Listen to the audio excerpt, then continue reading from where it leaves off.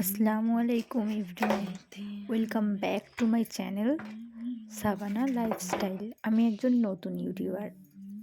আজকে আমি যে জিনিসটা নিয়ে হাজির হয়েছি সেটা হচ্ছে নতুন গৃহিণীদের অথবা যারা গ্রামের দিকে থাকে বটিতে বাঁধাকপি কাটতে খুবই প্রবলেম হয়। যারা গ্রামের দিকে থাকে তারা জানে কতটা প্রবলেম হয়। সরু করে ঠিকভাবে কাটাই যায় না, তাই অনেকের আবার বড়দের থেকে কথাও শুনতে হয়। অনেকের যেরকম খিটখিটে দাদি শাশুড়িরা যখন থাকে, তো যাই পারে হোক, আমি অতি সহজে বাঁধাকপি কাটা নিয়ে হাজির হয়েছি। হ্যাঁ, হয়তো বা জানি, অনেকেই এই পদ্ধতিটা জানে, আবার অনেকে জানে না।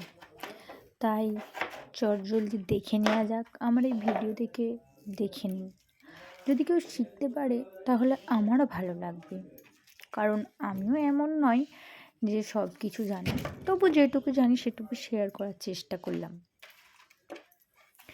দেখুন, প্রথমে ছুরি অথবা বটি দিয়ে ছোট্ট ছোট্ট করে টুকরো করে নিন, যেভাবে আমি এই ভিডিওতে করে দেখাচ্ছি। আস্তে আস্তে করে নেবেন। দেখুন, ভালো করে খেয়াল করে দেখুন। তারপর আমি চপার মেশিনটা নিয়েছি। যেহেতু একটু হাতে টানা চপার মেশিন, দেখে নিন আগে ভালো করে ক্লিন আছে কি দেখে নিলাম, পরিষ্কার আছে কি। তারপর অল্প অল্প করে আমি যেভাবে দিচ্ছি বাঁধাকপির টুকরাগুলো, সেভাবে আপনারাও দেবে, অল্প অল্প দেবে। দেওয়ার পর ঠিক এইভাবেই, অনেকের বাড়িতে এই মেশিনটা এখন আছে, অনেকের বাড়িতেই আছে, কারণ এখন অনলাইনে পাওয়া যাচ্ছে এই জিনিসগুলো।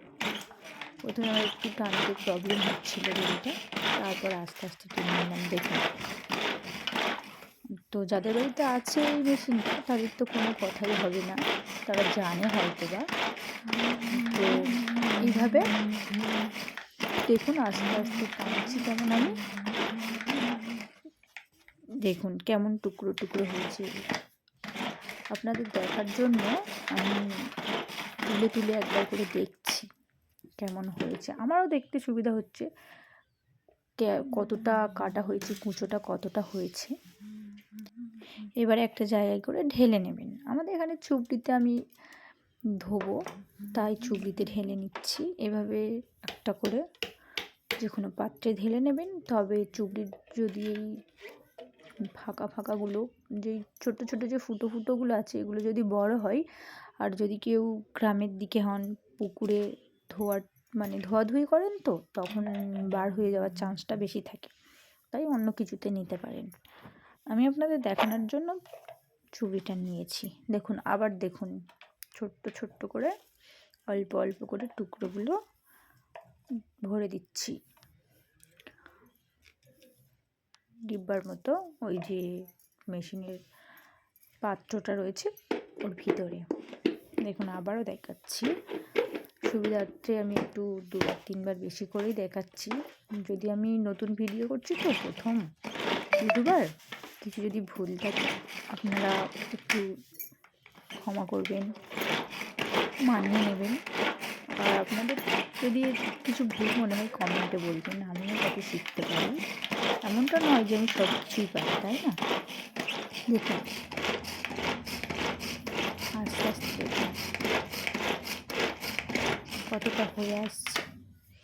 আবার দেখুন, খুলছি, ঢেলে নিয়েছি, ওটা অফ ক্যামেরার মধ্যে করেছি। আবার একবার দিচ্ছি। আর হ্যাঁ, এই যে চপার মেশিনটার ভিতরে ব্লেডগুলো আছে, এগুলো খুব সাবধানে পরিষ্কার করবে। যাদের বাড়িতে আছে তারা অবশ্যই অবশ্যই করে জানে, কারণ এটা পরিষ্কার করতে গিয়ে অসাবধানতার মাঝে আমার দুবার হাত কেটে গিয়েছিল। তাও সামান্য সামান্য আঘাতে, টুক করে লাগলেই এতে হাতটা কেটে যাওয়ার চান্সেসটা বেশি থাকে।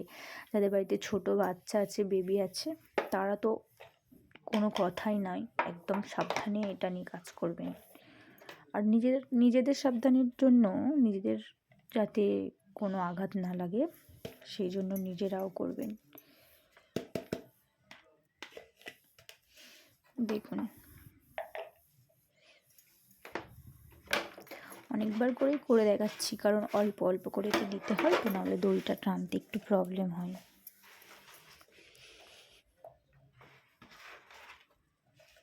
আমিও এই মেশিনটা অনলাইন থেকে নিয়েছি, যাদের বাড়িতে আছে তারা কোনো দোকান থেকে যদি কিনে থাকেন তো ভালো।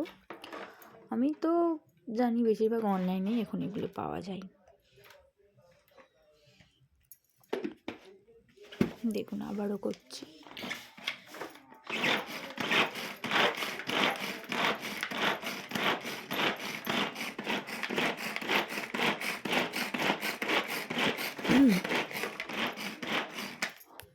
হয়ে গেল, এবারে ঢেলে নেব, আবারও ঢেলে নেব। এবার পুরোপুরি হয়ে গিয়েছে, তাই পাত্রটা ভালো করে ক্লিন করে নিচ্ছি হাত দিয়ে। দেখুন আপনারাও এভাবে ক্লিন করে নেবে অবশ্যই করে, কারণ এর গায়ে যেগুলো লেগে আছে অনেকটাই লেগে আছে না।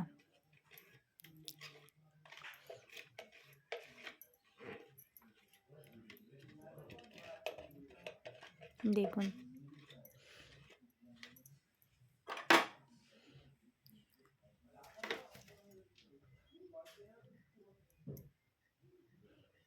আমার